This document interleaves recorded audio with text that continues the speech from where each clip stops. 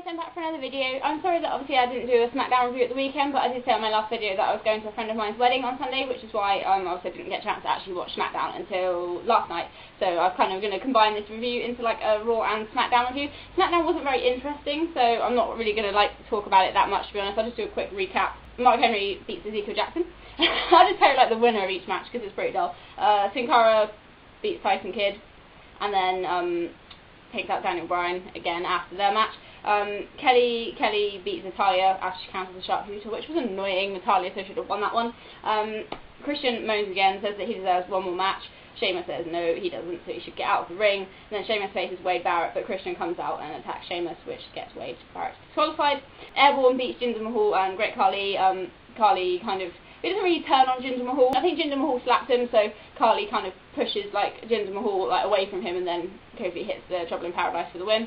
So that was that. And then in the main event, Randy Orton beat Cody Rhodes. My Sky Plus box like mucked up. It lost the signal like right at the end, literally the last like 20 seconds of the match. I was like, no. So I didn't actually know who won, so I had to like speak to my friend on Skype to find out who won.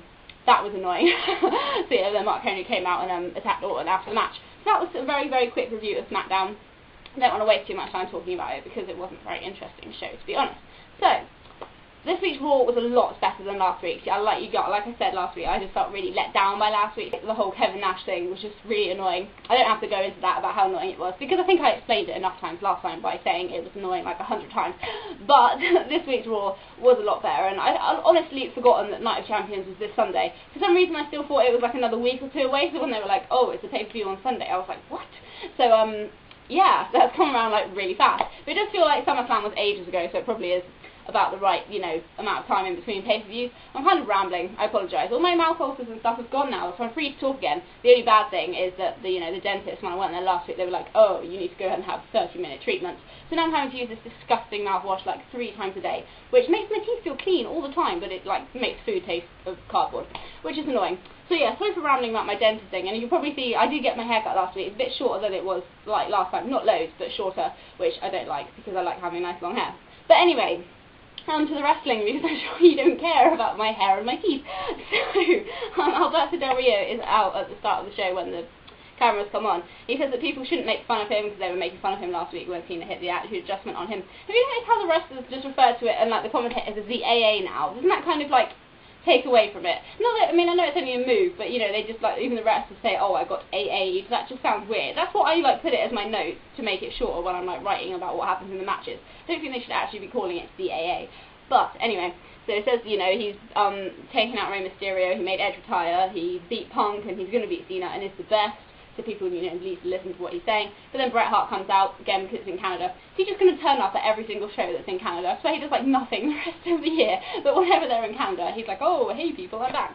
So he comes out and says that Del Rio is not what a champion should be, and he's got a long way to go before he's the best. Del Rio says that Bret looks like a hobo, which is quite funny, because Bret did actually look like a hobo on the show. But, and that he's going to make an example out of him. Cena comes out. Cena always seems to get cheered a lot in Canada. Like, when he first comes out, he gets a big cheer, but then later in the event, like, people start, like, booing him more, which is weird, because in America they tend to boo him all the way through, but Canada, I suppose, it's the initial, oh, it's Cena, let's cheer him, and then it's like, okay, let's go back to normal and boo him now. But anyway, Cena comes out and tells Del Rio to go and have a party, because he's only got 6 days left as champion, and he's going to beat him. Del Rio says, oh, you want to have, like, a match, then you should fight Rodriguez, because you hit him last week. Which I was like, what? Rodriguez wrestling, that's hilarious. And then Cena says, no, that's not what he wanted. So he says if Del Rio really wants to be a proper champ, he should defend his title against Bret Hart. The crowd goes crazy. But then John Laurinaitis comes out and says, no, that's not going to happen. It's going to be a tag team match.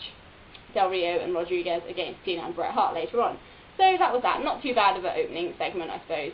I still find it's just Del Rio, because he sometimes he's trying to get across like an insult, like when he said what Bret Hart looked like, but because his accent and because his English isn't great, I didn't actually understand what he said. I was like, what? Because even the commentators were like, what did he say? Because so that I mean, he's better. He's not as bad as he was, but I suppose he just kind of stumbles over his words a bit when he's talking, which kind of makes it sometimes hard to kind of go along with what he's saying. Anyway, so then we have a tag team match. It was Alex Riley and John Morrison versus Jack Swagger and Dolph Ziggler. Obviously, we're still going along with the Jack Swagger and Dolph thing. They're both kind of like fighting over like Vicky.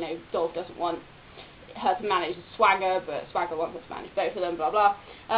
not a very long match, to be honest. Morrison's in there for about 2 minutes, and then Alex Riley's in there. But obviously, I think Riley counters a move and throws Swagger into Dolph, which knocks Dolph out of the ring, and then Riley hits his finishing move, which I don't think I've seen that on before, so I have no idea how to describe it, really. He kind of gets, like, his opponent on the shoulder, like John Cena for the attitude adjustment, but then instead of, like, if you can imagine, like, what the F5 used to be kind of like you spin them right round and slam. He kind of turns them like 180 degrees, and then almost similar to like how Randy Orton goes down with the RKO. It's kind of a weird combination of RKO, F5, and something else, attitude adjustment, but not quite.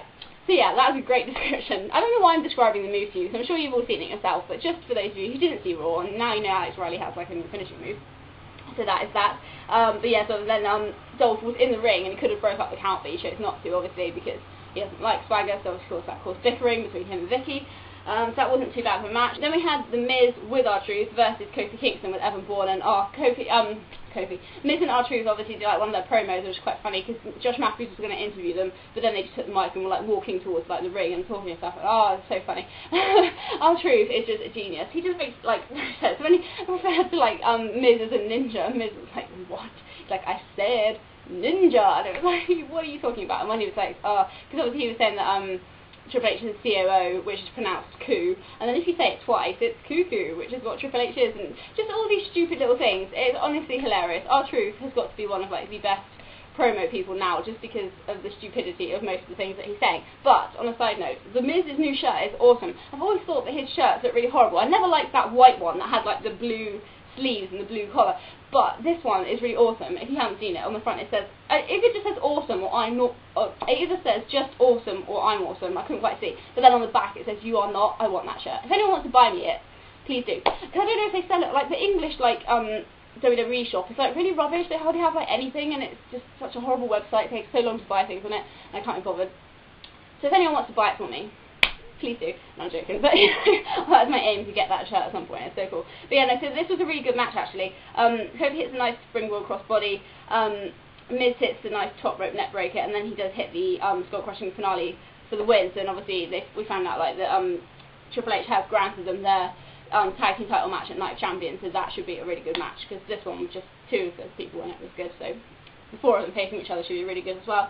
Then we had, what is with this with Jerry Lawler getting like different like opponents every week to face McGillicuddy and Tonga? Like, where did that start? I think I must have missed like the initial. I think it was the one I fell asleep was when like the whole thing kind of started, because when they were like arguing last week, I was like, where did that come from? But yeah, so David Tonga and Mike McGillicuddy faced Jerry Lawler and Sheamus. Sheamus hits a bro kick on both of them and hits a Celtic Cross on McGillicuddy for the win. That's all you need to know about that. I actually watched this whole match though, can you believe it? Me, Hannah, actually watched McGillicuddy in a Tonga match without skipping it. That's impressive. But you know, Sheamus is pretty cool. So then we had the tag team match, John Cena and Bret Hart versus Alberto Del Rio and Ricardo Rodriguez. Rodriguez is like, he takes good bumps, to be honest. I'm not being funny. For someone who doesn't wrestle, he actually took like the bumps and stuff really well, and like all of like Cena's moves, because some people you can tell, you know, it just looks really horrible, like they shouldn't actually be in the ring, as like I'll explain in like the next match, the women's match was really bad, but you know, but then basically Del Rio just like leaves Rodriguez to be beaten, so Cena hits the attitude adjustment and Bret Hart locks on the sharpshooter for the win, so they win that match. So then there's the women's match, Kelly versus Vicky Guerrero, because backstage Vicky was having a go at Kelly, saying that she's an awful Divas champion, and even she could beat her, and Kelly long overheard and was like, right, you can fight. So this was awful. Kelly went to a bulldog on Vicky, and it totally botched, and it looked horrible. But then Swagger comes out and starts like arguing with Ziggler on the outside, which like kind of distracts Vicky, and then Kelly wins, so it's like, okay then. And then we had the main event, like all like the last match was Randy Orton versus Cody Rhodes, the rematch from SmackDown. This was actually a pretty good match. Obviously Mark Henry comes out and he's kind of like sat on the ramps. Obviously Orton's kind of not fully focused on Cody Rhodes. Orton kind of comes back, hits a power slam. The Crossroads gets counted into a DDT, but then Mark Henry starts climbing up the steps and like distracts Orton completely, and then he turns around and Cody Rhodes has taken his protective mask off and hits Orton with it and hits the Crossroads for the win, which is like really surprising, because obviously, you know, I didn't expect Cody to win, but then maybe they're making Orton look weak going into it, so he could actually beat Henry at the pay-per-view. I'm hoping that's what happens, because I just still don't know if I can see Mark Henry as world champion. But, you know, so obviously Cody's taken his mask off. He looks normal. I knew that there was no way that he was actually going to be, like, disfigured. He looks, like, completely normal without his mask, so he shouldn't be wearing it again now. Now that he's actually taken it off and not trying to, like, hide his face, he's just happily walking around the ring, you know, without the mask on, but we'll see what happens. And then, Mark Henry hits Randy Orton with a chair and breezes the title, you know, gets booed by the crowd. So that's that. And then the final segment of the show is the final face-off between Triple H and CM Punk. This one wasn't as long as like their normal kind of segments that they have together. It wasn't too bad. It was pretty good actually. Punk says that, you know, he respects Triple H for firing Nash, but he still doesn't like him. They kind of have this whole argument, like Punk is saying that there's like this kind of like idea that, you know, the people who get like do the best in the company have to be like the big bodybuilder types. Triple H says, oh, that's a load of rubbish. People like Ray, Shawn Michaels, Bret Hart have all won the titles and they've done well. But Punk's, you know, still saying, oh, you know, that's like what you believe, or your ideas, like the same as Vince McMahon. And then Triple H goes on this like rant about like you should listen to the fans and what they want. And then Punk is like, I am listening to them. And if that's the case, then where are my ice cream bars? And I was like, yes, they mentioned the ice cream bars again. That was cool. I really want them to do that, seriously. I know I made a video like at the time saying, you know, oh, they should really bring back ice cream bars because I've never had one, so they should now. Triple H, WWE, bring them back because I want one.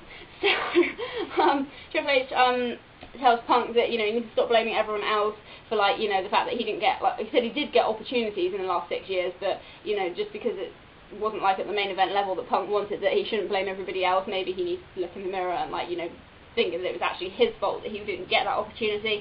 And Triple H, yeah, then kind of just snaps and says, oh, you know, suddenly you won't be facing the COO, the businessman, Triple H, even the game, you're just, like, you know, him as, like, a man, and then it's totally personal. He's going to kick his ass. Punk says that he will be the one that wins, and, you know, he's, like, saying, like, a message, because he, like, refers to him as himself. He's like, oh, this isn't CM Punk and Triple H talking, this is Phil Brooks and Paul Levesque talking, blah blah, and then he wants to say something, and he said, oh, you know, there's like one thing I really want to say, but then his mic cuts out, and obviously he gets like really annoyed. So then he takes Triple H's mic because it's still working, but then that gets cut off too. So Triple H goes and gets another mic and was like, what's going on, why can't you hear him talk? And he lets Punk have the microphone. He goes, go on then, whatever it is, whatever pipe bomb you want to, like, you know, unload, just say it. And then like Punk kind of slowly takes the microphone, looks at it, and then just clocks Triple H in the head, and I was like, yes, that is awesome. Anyway, so then Punk like leaves the ring like smirking, and Triple H is like, on my face. So yeah, that was how Raw ended. You like my reenactment there of what happened at the end of Raw? I should just totally be an actor, I'm so awesome. But you know, no, that was Raw. That was really good. I really enjoyed Raw. I actually watched like the whole thing. I didn't skip any of it. So it was a good show, much better than last week, and now I'm really looking forward to Night of Champions. So obviously, yeah, I'll like go through like kind of like the matches and who I think might win on the end of my SmackDown review that I do at the weekend. So yeah, thank you, I can't even talk. Thank you for watching this video and listening to my kind of crazy rant. It's suddenly gotten really dark in here. Where did the sun go? The sun has literally just disappeared out of the sky. I can't even see hardly the camera. So yeah, this is going to be like the end of my video now. I was talking, yeah, like, just because of all the comments that you guys left and stuff on the question and answer thing, I will think I will probably do, maybe try and do them like once a month if like you guys leave questions. So if you ever think of a question or whatever, just either leave it on the comment thing, or I'll put the link back up to my form spring that I used to use ages ago, where you can like, it's a thing, a site that's like meant for people leaving questions to people. So you can either leave it anonymously or you can like have your name or whatever. But obviously, yeah, if you want to leave it on a comment or send it in a private message or put it on form spring, then that's fine. And I'll obviously wait until I've got like enough questions. So obviously if I don't put up a question out the video, you'll know it's just because I haven't got enough questions yet. But obviously I'll try and do them like once a month, or it'll be once every 2 months, just depending on, you know, how many questions you guys leave. On the sun's come back now. What is going on with the weather today? But yeah, anyway, so thanks for watching this video. Oh, and I don't know which one of you it was. Someone, when I was like talking about Stephen King books a while ago, you asked me if I got the book Gerald's Game. I actually went and bought it, and I've started reading it now. So it's pretty weird, like you said. I should just go back on my video, but I can't remember which video I was talking about that on. So yeah, but I have actually got it now. I've read like the first kind of few chapters up to the bit where the dog's come in the house and is eating her husband. It's pretty weird. For those of you who don't know what I'm talking about, just like read the description like of the book, and it's pretty strange. But you know, it's actually not too bad, and it's making me feel a bit gross at the moment, because most like I don't know, when I read like horror books or watch horror films, if it's something that's like completely unbelievable, then I'm like, oh well, you know, that's a bit gross, but whatever. But just the fact that, you know, like a stray dog wanders in the house and finds a dead body on the floor and just starts ripping it apart and eating it, that could happen, and that is really gross. That just makes me feel a bit like yuck. So yeah, anyway. Anyway, I've kind of gone on a really weird tangent now, and I feel like I'm shouting, so I'll try and like lower my voice a bit and like, you know, stop going on about like really weird things. But yeah, no, so thanks for watching this video, and I'll see you at the weekend with my SmackDown review. Bye!